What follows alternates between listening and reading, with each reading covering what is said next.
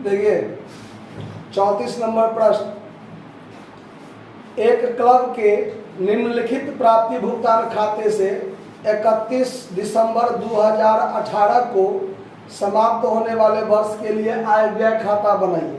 ठीक है,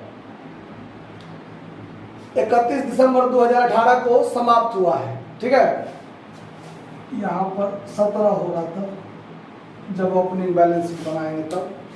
देखिए तब प्राप्ति भुगतान खाता जो आपको दिया हुआ है इसमें और आपको कुछ एडजस्टमेंट भी है, तो कैसे क्या होगा काम ध्यान से देखा जाए। सबसे पहले भुगतान साइड में जितना भी खर्चा का आइटम है उसमें प्राप्ति भुगतान में तो पूंजीगत और आयगत दोनों प्रकार का खर्चा होगा, जबकि आय व्यय खाता में डेबिट में जब हम खर्चा को लाएंगे तो सिर्फ आयगत लाएंगे, पूंजीगत नहीं लाएंगे। तो देखिए अब इसमें क्या सब है, सामान्य व्यय है, जनरल एक्सपेंस 900 का है और जनरल एक्सपेंस के संबंध में कोई सूचना नहीं है, अतिरिक्त सूचना। तो टू जनरल एक्सपेंस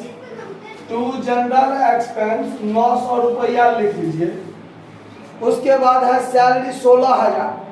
सैलरी के संबंध में एडजस्टमेंट नंबर 2 देखिए क्या कहता है कि 31 दिसंबर 2018 को बकाया वेतन 1,000 था और वेतन के भुगतान में 1,000 रुपया 2017 वाला भी शामिल है। अब चूंकि अमाउंट दोनों 1,000 ही है तो पिछला साल जो हमने 1,000 बाकी था पिछला साल वाला जो हमने इस साल चुकाया तो वो वाला तो घटा लेंगे, 2017 वाला 1,000 चुकाया वो घटा लेंगे, अब 2018 वाला 1,000 बाकी है वो 1,000 क्या करेंगे, जोड़ेंगे। तो फर्क कोई नहीं पड़ेगा, लेकिन काम करना है, दिखाना है। अगर यही अमाउंट अगर बदला रहता, दूसरा अमाउंट रहता तो करते। इसीलिए यहां पर हम लिखेंगे टू सैलरी कितना है 16,000, सैलरी 16,000, इसमें आप लेस कीजिए पेड फॉर प्रीवियस ईयर 1,000, वो घट जाएगा, बचेगा 15,000 और इसमें ऐड कीजिए आउटस्टैंडिंग फॉर करेंट ईयर 1,000 जोड़िए, तो यहाँ पर निचोड़ 16,000 का काम होगा। ठीक है, अब आइए पोस्टेज 1,300 का है, पोस्टेज के संबंध में कोई एडजस्टमेंट नहीं, लिख लीजिए टू पोस्टेज कितना था 1,300 रुपया। उसके बाद है इलेक्ट्रिसिटी चार्ज 7,800, टू इलेक्ट्रिसिटी चार्ज 7,800, एडजस्टमेंट नहीं है इसमें। फर्नीचर तो नहीं होगा, ठीक। उसके बाद बुक भी नहीं होगा क्योंकि ये सब पूंजीगत संपत्ति है और पूंजीगत व्यय हुआ है, फिक्स एसेट सही है। न्यूज़पेपर 600, न्यूज़पेपर के संबंध में भी कोई सूचना नहीं है, तो यहाँ पर लिख लीजिए टू न्यूज़पेपर कितना रुपया 600 रुपया, ठीक। उसके बाद मीटिंग एक्सपेंस 7200, लिख लीजिए टू मीटिंग एक्सपेंस 7200 रुपया। उसके बाद टीवी सेट, ये भी फिक्स एसेट्स है, नहीं लिखाएगा, बाय बैलेंस सीडी नहीं होगा। क्लियर। अब आइए सब्सक्रिप्शन में, क्रेडिट साइड में सब्सक्रिप्शन चंदा में देखिए 3 वर्ष का आइटम आपको दिया हुआ है। 17 वाला हमने 1,800 प्राप्त किया, 18 वाला हमने 70,000 प्राप्त किया और 2019 वाला हमने 3,200 प्राप्त किया। मैंने हमने तीनों साल का चंदा पाया है, पिछला, वर्तमान और अगला। जबकि आय व्यय खाता में सिर्फ वर्तमान वर्ष का चंदा जाएगा, कितना नगद मिला है वो और कितना बकाया है वो सिर्फ वर्तमान वर्ष होगा, अगला पिछला नहीं जाएगा। एडजस्टमेंट नंबर 1 कहता है कि क्लब में 100 सदस्य है और प्रत्येक सदस्य 900 रुपया वार्षिक चंदा देता है, तो हिसाबन हमारे पास चंदा 90,000 आना चाहिए। कितना आना चाहिए? और जबकि वर्तमान वर्ष का चंदा हमको कितना मिला है 70,000। हमारा काम होगा सिर्फ वर्तमान वर्ष का, तो वर्तमान वर्ष का चंदा 90,000, तो आय व्यय खाता में तो 90,000 होगा और कुछ नहीं। अगला पिछला कितना मिला कितना नहीं मिला कोई ध्यान देने की बात, वर्तमान वर्ष का चंदा कितना 90,000। तो यहां हम लोग लिखेंगे बाय सब्सक्रिप्शन 70,000 हमने प्राप्त किया और 20,000 बाकी है, तो आउटस्टैंडिंग सब्सक्रिप्शन 20,000 इसमें लिख के यहाँ 90,000 हम लोग लिखेंगे। एक नंबर एडजस्टमेंट में फिर कहता है आगे 31 दिसंबर 2017 को 3,000 चंदा बाकी था, अप्राप्त चंदा था, यानी पिछले साल का चंदा 3600 बाकी था, जबकि पिछला साल वाला चंदा हमने इस साल 1800 प्राप्त किया है, 17 वाला देख लीजिए। तो पिछला साल वाला हमने 1800 प्राप्त किया, वो ठीक है, लेकिन पिछला साल का बाकी कितना था? 3600 ना। जब हम लोग ओपनिंग बैलेंस शीट बनाएंगे, क्या बनाएंगे? यानी पिछले साल का अंत में जो बैलेंस शीट होगा वो वर्तमान वर्ष के प्रारंभ का बैलेंस शीट होगा। तो जब हम लोग ओपनिंग बैलेंस शीट बनाएंगे तो पिछले साल का बाकी कितना था? 3600 ना। तो यहाँ जब हम लोग ओपनिंग बैलेंस शीट बनाएंगे 31/12/17 को, तो आउटस्टैंडिंग सब्सक्रिप्शन यहाँ पर 3600 होगा। ये बात ध्यान रखना है, ठीक है। उसके बाद चलिए अब इसमें आ जाते हैं, वो बात थोड़ा बता दिए बीच में, ठीक।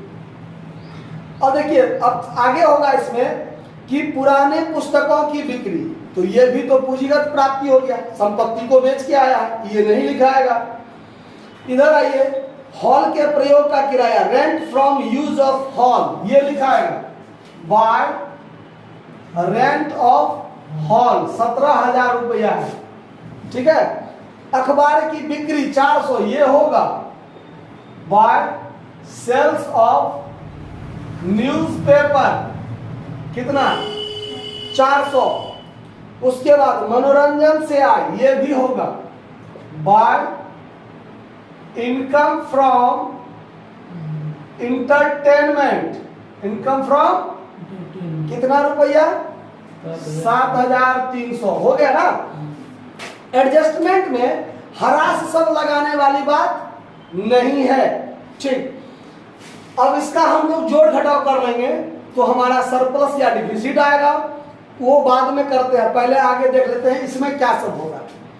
बैलेंस शीट में हमने आदत चंदा तो लिख दिया जो पिछले साल का बकाया था, सो करेंट ईयर वाला जो 20,000 ये बकाया है, ये हमारा क्लोजिंग बैलेंस शीट में जाएगा। इस साल का जो बनाएंगे 31/12/2018 को, उसमें, लेकिन सवाल में नहीं कहता है, तो वो जब हम लोग आगे का सवाल पढ़ेंगे जिसमें opening balance sheet, closing balance sheet सब निकालना होगा, उसमें देखेंगे। यहाँ हम लोग को ओपनिंग बैलेंस शीट बनाना है, यानी पिछले साल का कितना संपत्ति और दायित्व था, पिछले साल का, यानी इस साल के प्रारंभ में, पिछले साल के अंत में और इस साल के प्रारंभ में, एक ही चीज है, इसीलिए। तो अदत्त चंदा पूरा 3600 बाकी था, एसेट्स में लिख दिया मैंने। दूसरा नंबर पॉइंट में 31 दिसंबर 2018 को बकाया वेतन 1,000, ये इस साल का कर्जा हुआ, लेकिन पिछले साल का 2017 का भी 1,000 का वेतन बाकी था, तब ना हमने इस साल में उसको चुकाया था, तो पिछले साल का कर्जा भी हुआ। आउटस्टैंडिंग सैलरी कितना? 1,000। तीसरा पॉइंट में 1 जनवरी 18 को, यानी 31 दिसंबर 2017 को, इस साल के प्रारंभ में संपत्ति था 1 जनवरी 2018 को, इसका मतलब 31 दिसंबर 2017 को वही चीज होगा ना, इसीलिए। लैंड एंड बिल्डिंग 25,000 का था, तो यहां लिख लीजिए land and building, land and building कितना का? 25,000 का। उसके बाद फर्नीचर 2600 का है, फर्नीचर कितना का? 2600 का। और बुक कितना का था? 6,200।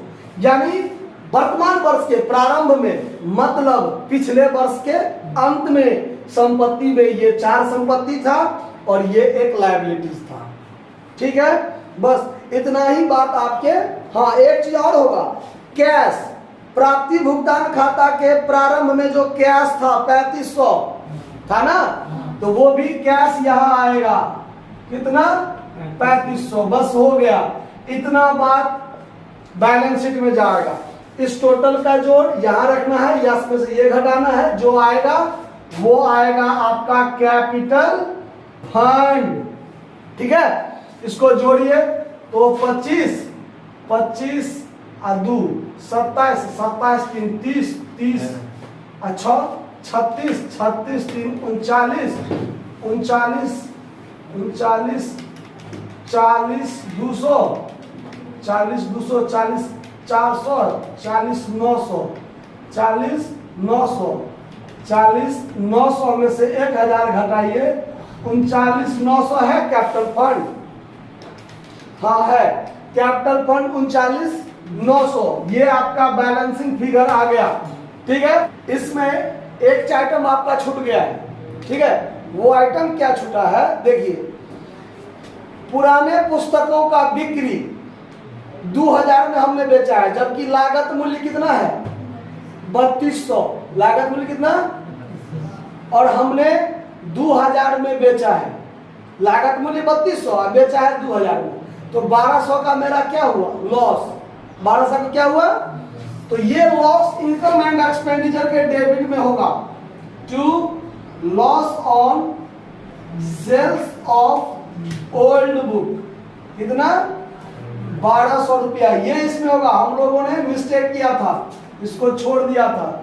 ठीक है, अब आप इसका जोड़ घटाव कीजिए, आपको मिल जाएगा। ये क्या हुआ था 1,14,700, 1,14,700। ठीक है, और अब इसमें से जोड़ घटाव कीजिए, आपका यहां पर निकल जाएगा सरप्लस एक्सेस ऑफ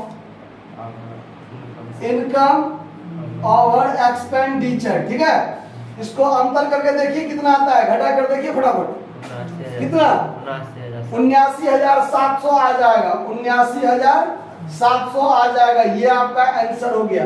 समझ में आया, कहीं दिक्कत नहीं ना, नोट कर लीजिए।